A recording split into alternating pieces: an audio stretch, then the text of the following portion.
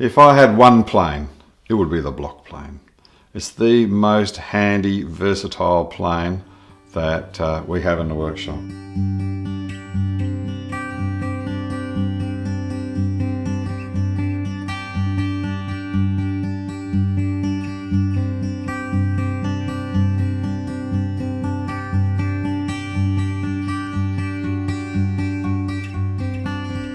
In the Lubane range there are 4 different block planes.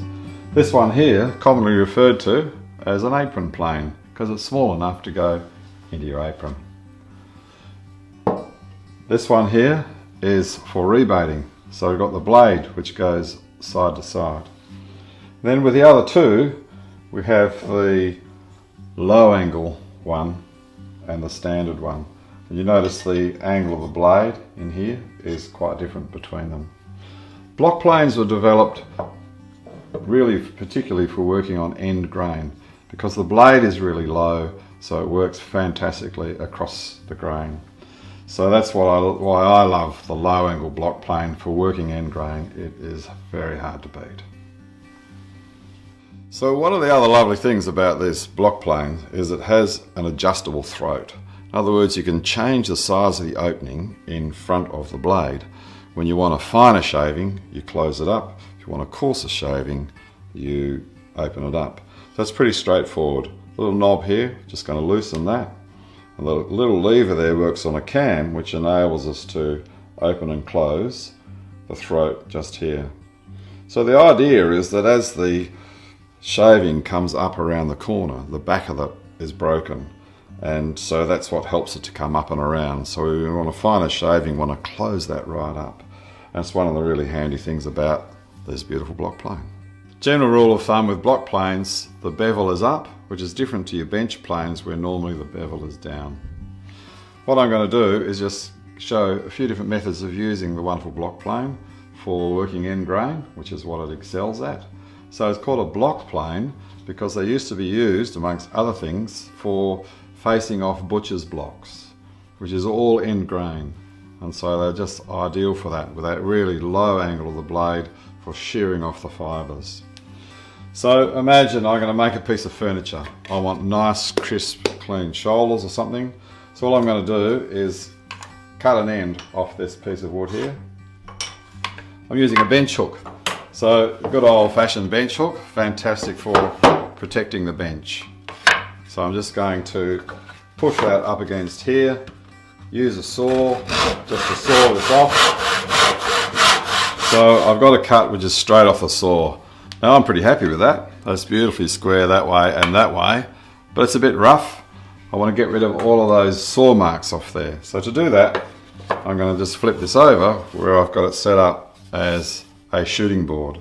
And a shooting board, block planes are fantastic in this because they're made for end grain, and I'm working end grain. I'll sit that into there. I'll grab my block plane. It goes back and forth. It's a bit like the meat slicer at the deli, really.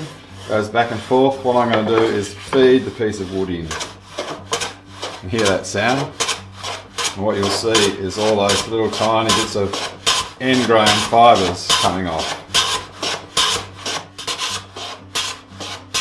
Oh, I love that sound. Beautiful.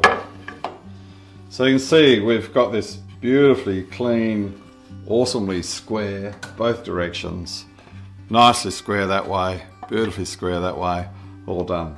But the trick to doing it is working with this right. One of the things that you want to do is make sure the plane always stays on its side and doesn't tip over. So to help with that, I'll put these fingers down in the bottom, so we're pushing the plane against this edge. It doesn't eat into this edge because it's running along that piece of steel down the bottom.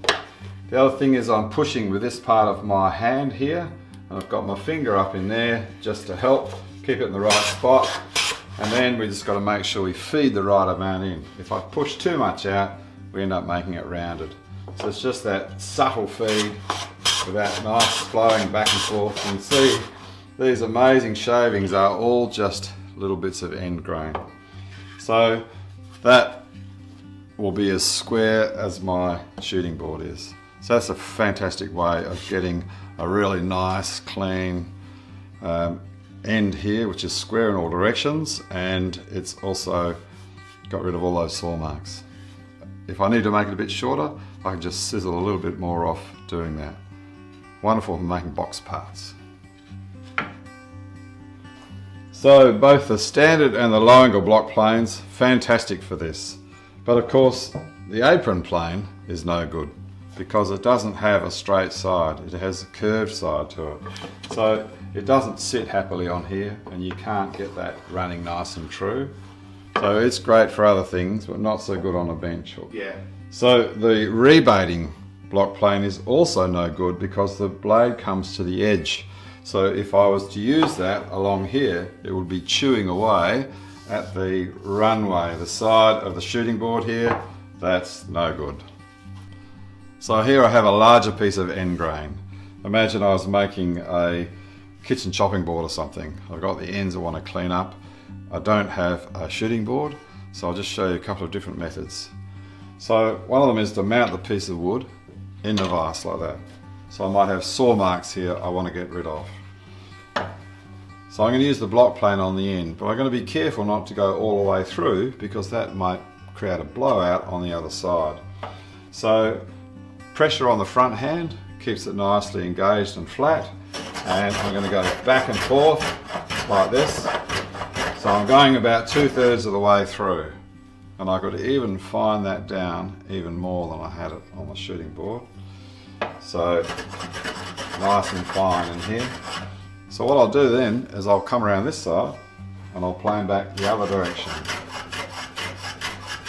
So no blowouts on the opposite side, and what I get is that's beautifully clean. I've got rid of the saw marks because we've basically cut all the ends of the fibres off, and that's working really nicely.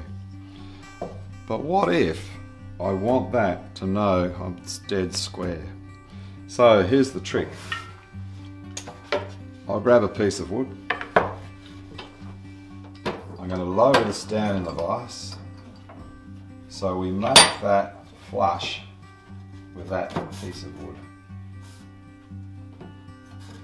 And you can just wiggle that up so I get it just right. Okay, so I set that up right where I want it.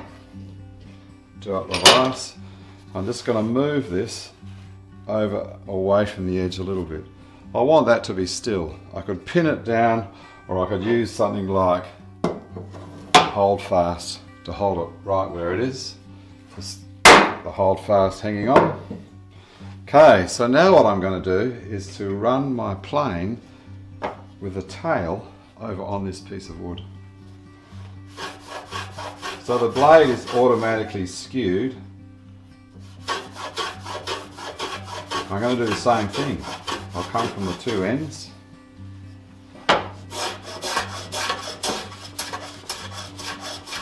So by keeping this sitting on the piece of wood,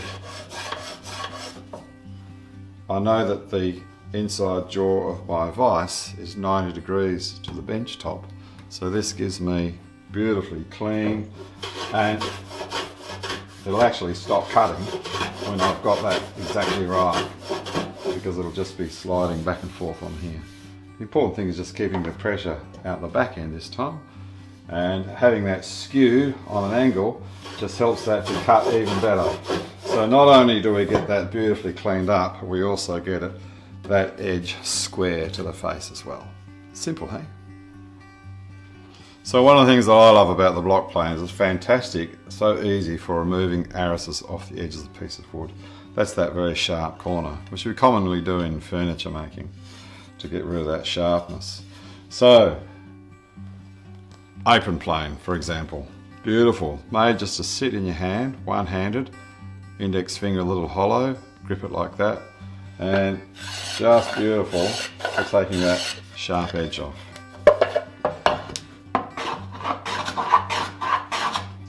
You just hear it cutting really nicely. So any of these block planes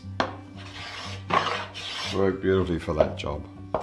So that's one of the great things about them. They're just so handy to pick up and to be able to use one-handed, but also, as I've shown, if you need to use it with two hands, That's very simple as well. Such a beautiful plane, hey? The block plane.